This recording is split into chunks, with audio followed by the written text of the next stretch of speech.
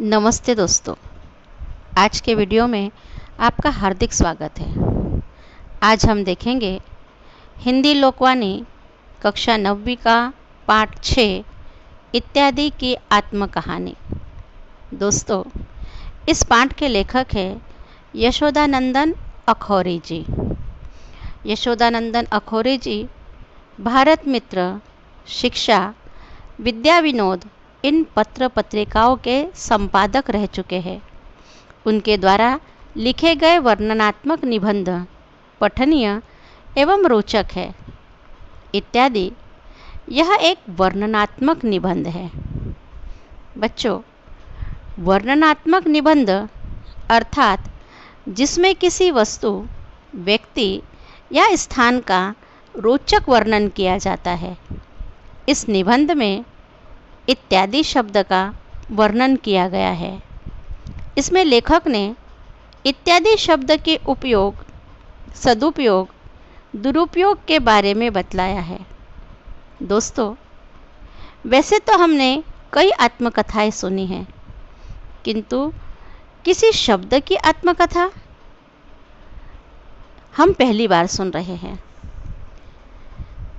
आत्मकथा अर्थात यह एक गद्य साहित्य का रूप है, जिसके अंतर्गत किसी व्यक्ति विशेष का जीवन वृत्तांत स्वयं के द्वारा ही लिखा जाता है। जब कोई व्यक्ति साहित्यिक ढंग से अपनी जीवनी स्वयं लिखता है तो वह आत्मकथा कहलाती है। यहाँ इत्यादि इस शब्द ने अपनी जीवनी, अपने अस्तित्व के बारे में स्वयं ही बतलाया है। अतः इसे इत्यादि की आत्मकहानी कहा गया है। दोस्तों, हिंदी साहित्य लेखन में या बोलचाल में हम इत्यादि शब्द का प्रयोग अनेक बार करते हैं। इत्यादि अर्थात एक्सेट्रा या वगैरह वगैरह हम कई बार इस शब्द का प्रयोग करते हैं। उसके बगैर हमारा लेखन या भाषण अधूरा है। किंतु फिर भी साहित्य समाज में उसकी उपेक्षा की जाती है। वह लेखक के लिए एवं भाषणकर्ता के लिए इतना महत्वपूर्ण है कि उसके बगैर न जाने लेखक और वक्ताओं की कितनी दुर्दशा होती। मगर बावजूद इसके कभी किसी लेखक ने या कभी किसी वक्ता ने उसके बारे में न दो शब्द कहे और न दो शब्द लिखे। इसी बात से आहत होकर इत्यादि इस शब्द ने अपनी आत्मकहानी, अपनी आवश्यकताओं को यहाँ पर इस निबंध के माध्यम से प्रतिपादित की है। तो चलिए दोस्तों, देखते हैं इत्यादि की आत्मकहानी। इत्यादि कहता है, शब्द समाज में मेरा सम्मान कुछ कम नहीं है। मेरा इतना आदर है कि वक्ता और लेखक लोग मुझे जबरदस्ती घसीट ले जाते हैं। दिन भर में मेरे पास न जाने कितने बुलावे आते हैं। सभा सोसाइटियों में जाते जाते मुझे नींद भर सोने की भी छुट्टी नहीं मिलती। दोस्तों, जैसा कि हम जानते हैं, कई सभाएं होती है, कई कार्यक्रम होते हैं और उसमें न जाने कितने ही वक्ता भाषण देते हैं। और भाषण देते समय जब वह कुछ भूल जाते हैं या कई नामों को वह बोल नहीं पाते हैं, अतः मेरा उपयोग करते हैं इत्यादि। और इसीलिए दिन भर मैं इतना व्यस्त होता हूँ कि अनेक वक्ता मुझे बुलावा भेजते हैं। यदि मैं बिना बुलावे भी कहीं जा पहुंचता हूं तो भी मेरा सम्मान के साथ ही स्थान पाता हूं। सच पूछिए तो शब्द समाज में यदि मैं इत्यादि न रहता तो लेखक और वक्ताओं की न जाने क्या दुर्दशा होती। दुर्दशा अर्थात बुरी अवस्था। दोस्तों, यहाँ कुछ शब्दार्थ आए हुए हैं। हम उन शब्दार्थों को पहले देखते हैं। दुर्दशा अर्थात बुरी अवस्था, पोथे अर्थात बड़ी पुस्तक, दरिद्रता अर्थात गरीबी, मिति अर्थात तिथि, विचरते अर्थात विचरना अर्थात घूमना। दोस्तों, पर हाँ, इतना सम्मान पाने पर भी किसी ने आज तक मेरे जीवन की कहानी नहीं कही।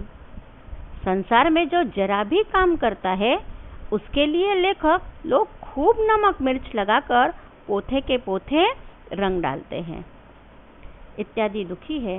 वह कहता है कि मैं वक्ताओं के, लेखकों के इतना काम आता हूँ, मगर बावजूद इसके उन्होंने कभी मेरी प्रशंसा में दो शब्द नहीं कहे।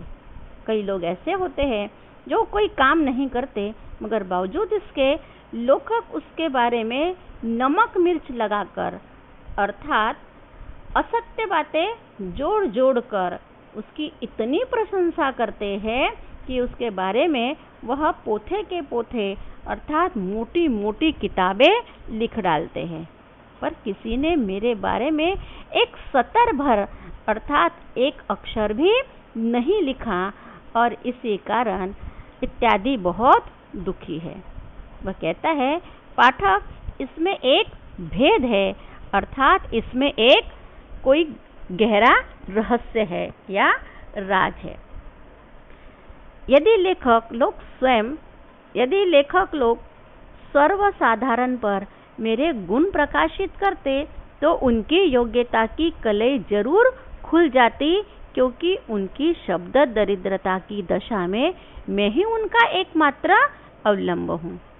इत्यादि कहता है कि मेरे इस बारे में जो रहस्य है वह यह है कि यदि वो मेरी प्रशंसा करते तो कहीं उनकी स्वयं की पोल खुल जाती, अर्थात लोगों को उनकी वास्तविकता का पता चल जाता कि आखिर वक्ता बार बार इत्यादि शब्द का प्रयोग क्यों करता है, जिससे उसकी शब्द दरिद्रता अर्थात शब्दों का अज्ञान या शब्दों की दरिद्रता के बारे में लोगों को पता पड़ जाता। अच्छा, तो आज मैं चारों ओर से निराश होकर आप ही अपनी कहानी कहने और गुनावली गाने बैठा हूँ। पाठक, आप मुझे अपने मुँह मियाँ मिट्ठू बनने का दोष न लगावे, मैं इसके लिए क्षमा चाहता हूँ। तो दोस्तों, कभी किसी ने मेरे बारे में दो शब्द नहीं लिखे। मैं इतना उपयोगी हूँ, लेकिन किसी ने मेरी प्रशंसा नहीं की और इस बात से मैं बहुत दुखी हूँ। इसीलिए मैं अपनी कहानी स्वयं आपको सुनाने चला हूँ। आप मुझे यह मत कहना कि अपने मुँह मियाँ मिट्ठू बनने चला है, अपनी प्रशंसा खुद ही कर रहा है। दोस्तों, यह एक मुहावरा है, अपने मुँह मियाँ मिट्ठू बनना अर्थात अपनी प्रशंसा स्वयं करना। तो चलिए दोस्तों, मैं अपने जन्म की कहानी तुम्हें सुनाता हूँ। अपने जन्म का सन संवत मिति दिन मुझे कुछ भी याद नहीं है। मेरा जन्म कब हुआ, किस दिन हुआ, किस तिथि पर हुआ, मिति अर्थात तिथि, किस साल हुआ, इस बारे में मुझे कुछ ज्ञात नहीं है। याद है इतना ही कि जिस समय शब्द का महाअकाल पड़ा था उसी समय मेरा जन्म हुआ था। बस मुझे इतना याद है कि जब शब्दों की कमतरता महसूस हुई, कमी महसूस हुई और उसी समय मेरा जन्म हुआ। दोस्तों, मेरी माता का नाम इति और पिता का नाम आदि है। मेरी माता अविकृत अव्यय घराने की है। मेरी माता इति और पिता आदि। माता मेरी अव्यय घराने की है।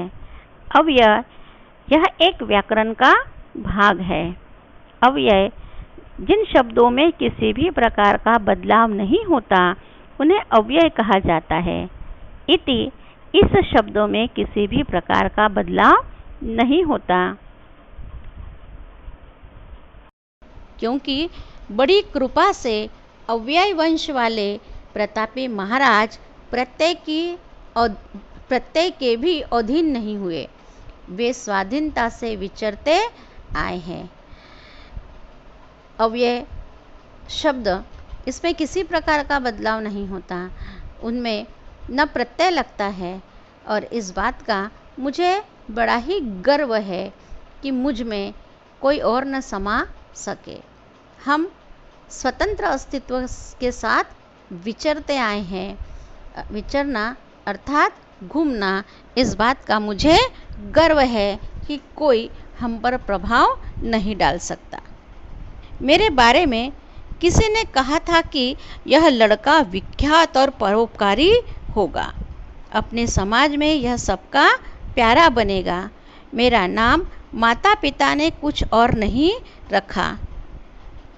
दोस्तों, इत्यादि कहता है कि बचपन में ही किसी महान व्यक्ति ने मेरे बारे में कहा था कि बड़ा होकर यह लड़का बहुत ही प्रसिद्ध होगा और सबका प्यारा बनेगा। मेरे पिता ने मेरा नाम कुछ और नहीं रखा, अपने ही नामों को मिलाकर मुझे पुकारने लगे। इति धन आदि अर्थात इत्यादि। तब से मैं इत्यादि कहलाया। कुछ लोग प्यार में आकर पिता के नाम के आधार पर आदि ही कहने लगे। कई लोग तो मुझे केवल आदि ही, जैसे कि शॉर्ट नेम का ज़माना है, मुझे आदि ही कहने लगे। पुराने ज़माने में मेरा इतना नाम नहीं था।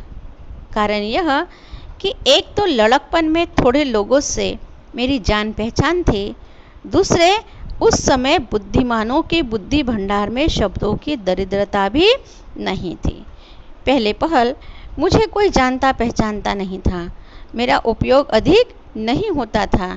इसका कारण यह है दोस्तों कि पुराने ज़माने में लोग बुद्धिमान होते थे, उनके पास शब्दों का अपार भंडार होता था और उन्हें कभी भी मेरी आवश्यकता नहीं पड़ती थी। पर जैसे जैसे शब्द दारिद्र्य बढ़ता गया, वैसे वैसे मेरा सम्मान भी बढ़ता गया। जैसे जैसे शब्दों की गरीबी बढ़ती गई, क्योंकि हम जानते हैं कि लोग अब ज़्यादा पढ़ते नहीं हैं, और जैसा जैसा पढ़ना कम हो गया, वैसा वैसे लोगों का शब्दों का ज्ञान भी कम हो गया और लोग शब्दों के मामले में दरिद्र हो गए। जब से लोग शब्दों के मामले में दरिद्र हुए, तब से मेरा सम्मान और बढ़ गया। आजकल की बात मत पूछिए, आजकल तो मैं ही मैं हूँ। मेरा समान सम्मान वाला इस समय मेरे समाज में कदाचित ही कोई बिरला ठहरेगा। आदर की मात्रा के साथ मेरे नाम की संख्या भी बढ़ी गई है। दोस्तों, आजकल तो हर जगह मैं ही मैं हूँ। मुझे इतना आदर सम्मान मिलता है, इतना अधिक मेरा उपयोग होता है कि मेरे जैसा कोई बिरला, कोई बड़ा व्यक्ति, धनी व्यक्ति और कोई नहीं होगा। आजकल तो मेरे कई नाम हैं। भिन्न भिन्न भाषाओं के शब्द समाज में मेरे नाम भी भिन्न भिन्न हैं, अर्थात अलग है। जितनी भाषाएं, उतने ही उन भाषाओं में मेरा अलग अलग नाम। जैसा कि आप जानते हैं, अंग्रेजी में मुझे एक्सेट्रा कहा जाता है, हिंदी में मुझे आदि या इत्यादि कहा जाता है, मराठी में मुझे आदि कहा जाता है। अलग अलग भाषाओं में मेरे अलग अलग नाम हैं। मेरा पहनावा भी भिन्न भिन्न है। जैसा देश वैसा भेष बनाकर मैं स्वतंत्र विचरता हूँ। जैसा देश वैसा भेष, यह एक मुहावरा है। जैसी परिस्थिति वैसा ही मैं अपना रूप बदल लेता हूँ, अर्थात जैसी भाषा वैसा मेरा नाम, और हर जगह मैं विचरता हूँ, घूमते रहता हूँ। आप तो जानते ही होंगे कि सर्वेश्वर ने हम शब्दों को सर्वव्यापक बनाया है। सर्वेश्वर अर्थात ईश्वर।